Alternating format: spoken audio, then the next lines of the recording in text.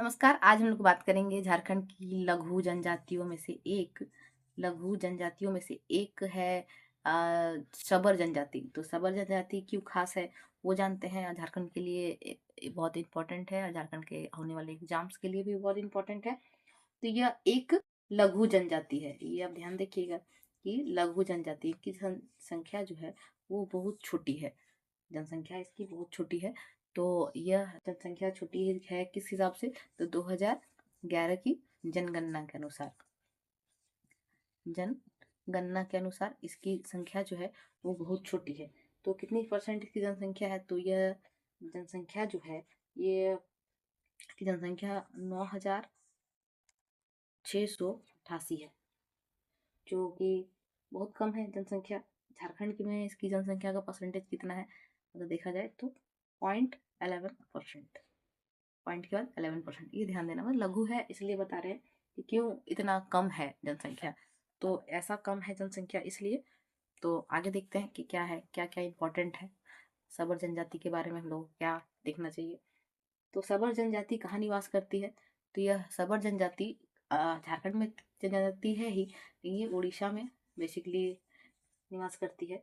इसकी जनसंख्या जो उड़ीसा में अधिक पाई जाती है, और ये जैसे कि बॉर्डर में है तो हमारे झारखंड में भी कुछ कुछ पार्ट आ जाते हैं, तो इसलिए ऐसे है, इसलिए लघु है। मेजर जिसका परसेंटेज है जनसंख्या का, पॉपुलेशन, वो उधर ज़्यादा पड़ता है। आगे देखते हैं कि क्या है जनसंख्या। तो हमारे झारखंड में ये कहाँ कहाँ मिलती है, वो हम लोग के झारखंड का एग्जाम है तो हम लोग झारखंड का ही देखेंगे। तो झारखंड में सबर जनसंख्या जो है आपको मिलेगी महानदी के तट पर। ये बहुत रेयर सवाल आता है। महानदी का जो तट है, तो महानदी का तट, महानदी जहाँ से करती है, तो महानदी झारखंड से कहाँ से बह रही है, तो आप ध्यान दीजिएगा। तो उस हिसाब से आपको ये ध्यान देखना है। मतलब आपको पूछेगा कि सबर, हर नदी के किनारे किनारे कोई जनसंख्या होती है, सबर जो है वो महानदी के किनारे किनारे है, सबर जनजाति। ये एग्जाम में आने वाले सवाल हैं, तो ये आप लोग ध्यान दीजिएगा। तो इसका जो बॉर्डर है उसके हिसाब से मिलता होगा। जैसे ये हमारा नीचे, तो ये होगा सिमडेगा, सिमडेगा। और आपका वेस्ट सिंहभूम, ईस्ट सिंहभूम।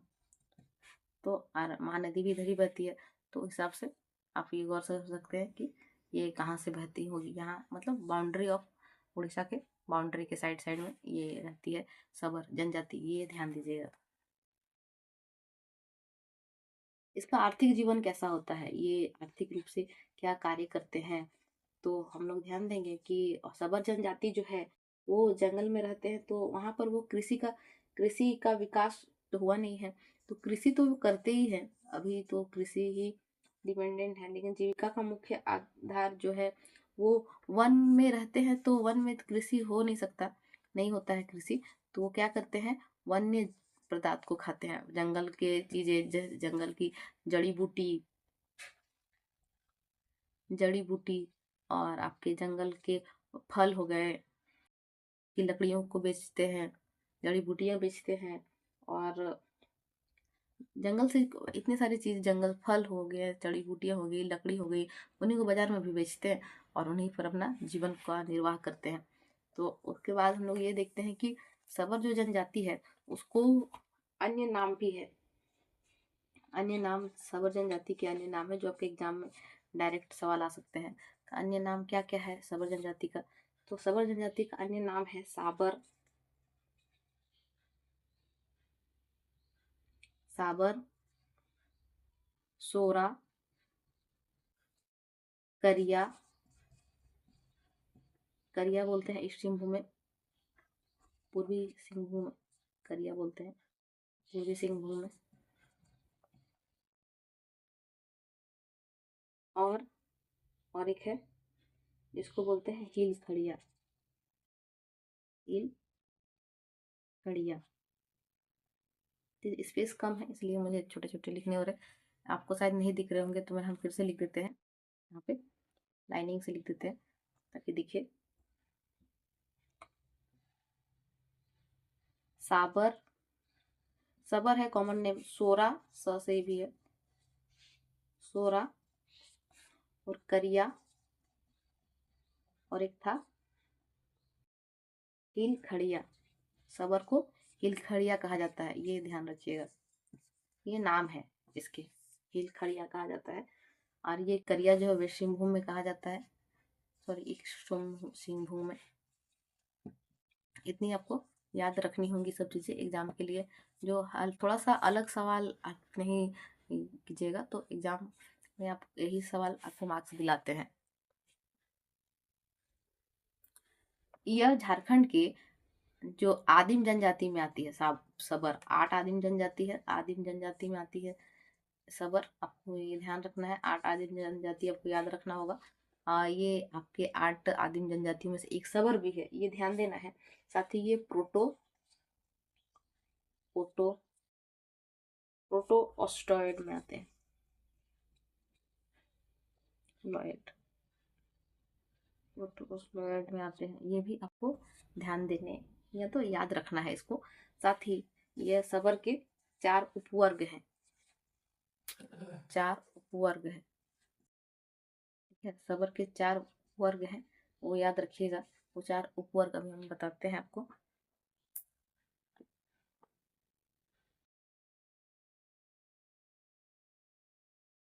तो सबर की 4 उपजाति है, उपजाति यानी उपवर्ग है। उपवर्ग में एक आता है झारा, सेकेंड वन इज बासु, जटापति एंड जहरा। इसमें जो आपका जहरा है ये उपजाति है, इसकी 4 वर्ग आपको बताया, 4 वर्ग। इसमें क्या होता है ये आपको डायरेक्ट याद रखना है, जहरा, बास्की, जटापति और जहरा। साथ ही आपको ये ध्यान देना है कि इसमें कोई गोत्र नहीं होता है, गोत्र नहीं होता है। तो ये याद रखेंगे कि इसमें कोई गोत्र नहीं पाया जाता है, इसमें सबर में गोत्र नहीं होता है। ये इसका उपवर्ग है 4, झारा, बासु, जटापति और जहरा। ये आपको ध्यान रखना है, आपके एग्जाम में ऐसे सवाल आएंगे।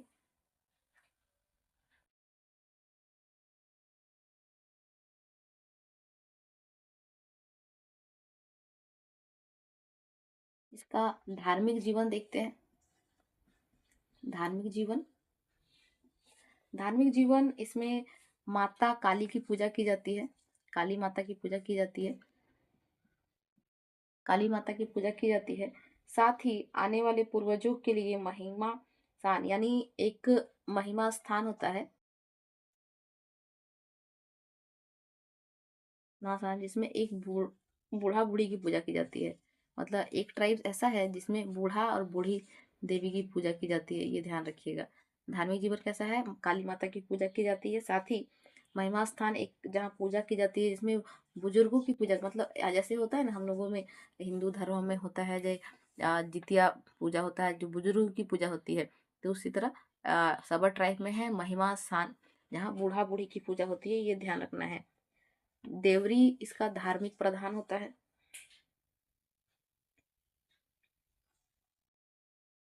धार्मिक प्रधान, ये ध्यान रखेंगे, धार्मिक प्रधान,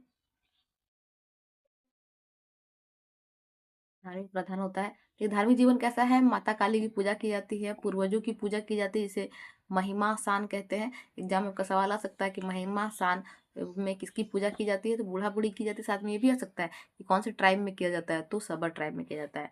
और देहरी इसके धार्मिक प्रधान को कहते हैं, ये ध्यान रखेंगे। और एक ट्राइब ऐसा है जहाँ पर आपको, एक ट्राइब ऐसा है जहाँ पर आपको माँ मनसा की पूजा की जाती है। तो माँ मनसा की पूजा कहाँ की जाती है, मनसा माँ की पूजा करता है वो ट्राइब है सबर ट्राइब। सबर ट्राइब में माँ मनसा की पूजा की जाती है। ठीक है, आगे देखते हैं इसकी सामाजिक व्यवस्था को, कि सबर जाति की सामाजिक व्यवस्था कैसे है।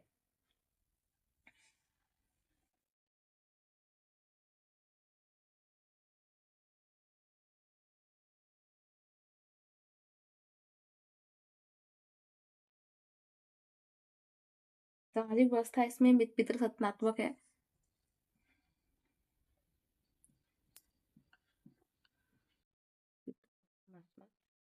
साथ ही बहु विवाह की प्रथा नहीं है, इसमें बहु विवाह की प्रथा नहीं है। साथ ही वधु मूल्य देने की भी प्रथा नहीं है। ठीक है, वधु मूल्य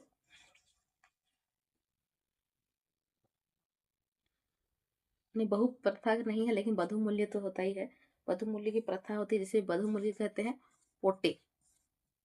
वधु मूल्य को कहते हैं पोटे। एक ऐसा वीडियो लाएंगे जिसमें सारे वधु मूल्य को हम लेके आएंगे, सारे ट्राइब्स की। तो अभी ये याद रखिएगा कि सबा जनजाति के वधु मूल्य को पोटे कहते हैं और बहु विवाह प्रथा नहीं है।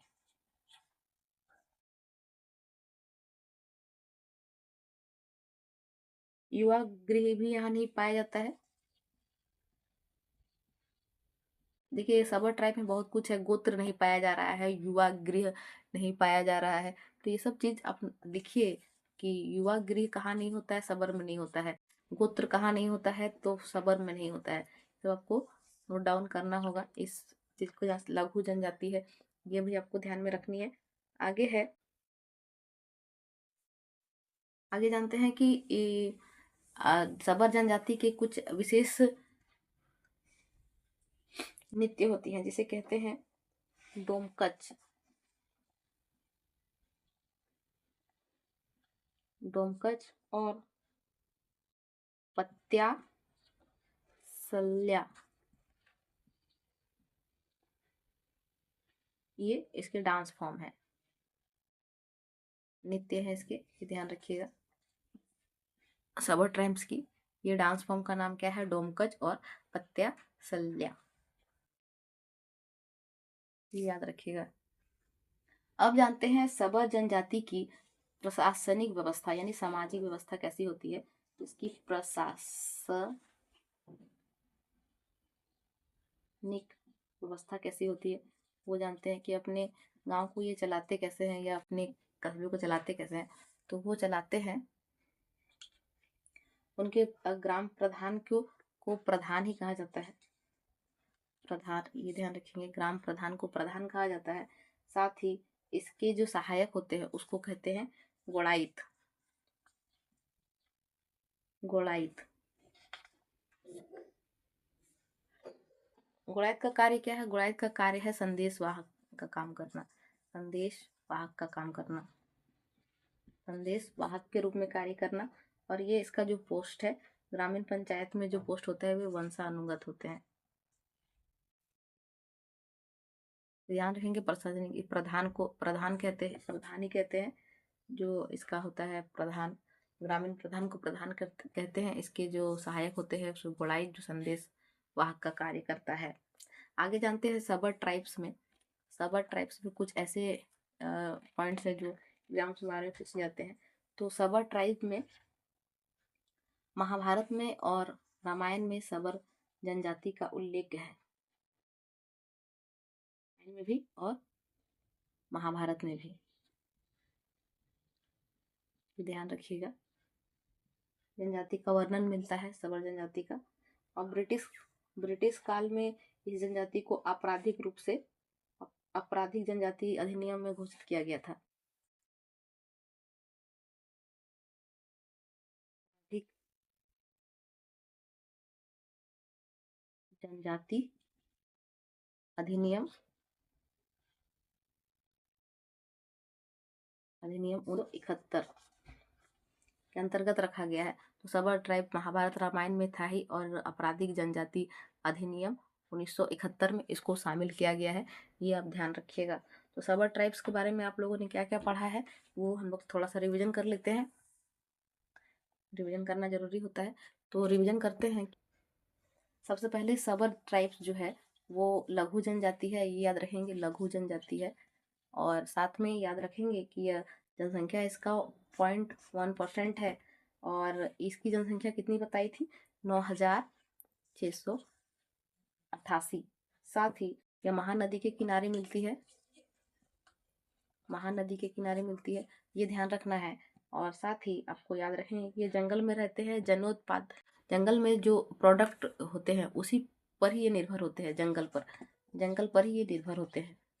तो जंगल से लकड़ी निकालना, चुनना, उसी फल जड़ी बूटी वगैरह को बेचना और उसको खाना खाना बेचना, उसी से अपना दिनचर्या चलाते हैं। कृषि कार्य नहीं जानते हैं। साथ ही इनके कुछ नाम थे, जैसे अन्य नाम है साबर, सोरा, करिया और हिंग खड़िया, इसको बोलते हैं। जैसे सबर ना पूछ के एग्जाम को पूछेगा कि साबर क्या है, तो आपको समझना होगा कि साबर का मतलब सबर ही है। सोरा, करिया, हिल खड़िया बोले तो ये आपको समझ में आ जाना चाहिए कि सबर के बारे में ही बात हो रहा है। इसका अन्य नाम है। प्रोटोस्टोइड समूह में आते हैं, प्रोटोस्टोलॉइड समूह में आते हैं, ये ध्यान रखना। इसका 4 उपवर्ग है, इसमें गोत्र नहीं है, 4 उपवर्ग है। 4 उपवर्ग आपको बताया गया था, झारा, वासुकी, जटापति, झारा, वासुकी, जटापति और जहरा। काली माता की पूजा करते हैं, मनसा देवी की पूजा करते हैं, महिमशान यानी बूढ़ा बूढ़ी यानी पूर्वजों की पूजा करते हैं, ये ध्यान रखेंगे। पितृ सत्तात्मक ये होती है। इनके वधु मूल्य को पोटे कहते हैं, वधु मूल्य को पोटे कहते हैं, ये ध्यान रखेंगे। और हो सकता है इसमें डोमकच और पात्या सालिया इसके नित्य होते हैं, ये ध्यान रखना है। तो ये थे कुछ महत्वपूर्ण पॉइंट जो सबर जनजाति के लिए इम्पोर्टेंट है। ऐसी और भी वीडियो आती ही रहेंगी, आप लोग कमेंट कीजिए अगर और आपको वीडियो चाहिए तो। और तब तक के लिए धन्यवाद।